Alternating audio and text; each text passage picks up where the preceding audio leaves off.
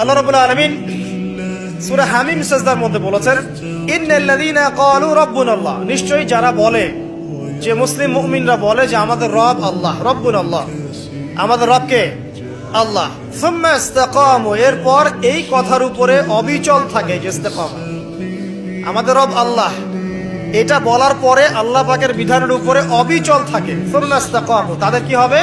তাতানাজ্জালু আলাইহিমুল মালায়েকা, তাদের উপরে আল্লাহর রহমতের ফেরেশতারা নেমে আসবেন, ইনশাআল্লাহ রহমতের ফেরেশতা নেমে আসবেন, তাতানাজ্জালু আলাইহিমুল মালায়েকা, এবং তারা বলবেন আল্লা তাখাফু ওয়া লা তাহজানু, হে মুমিন মুসলিমরা, তোমরা দুশ্চিন্তা করো না, তোমরা ভয় করো না, নাহনু আউলিয়াউকুম ফিল হায়াতি দুনিয়া ওয়া ফিল আখিরাহ, আমরা যারা আল্লাহর ফেরেশতা আছি, আমরা দুনিয়া এবং আখিরাতে তোমাদের বন্ধু হয়ে গেলাম।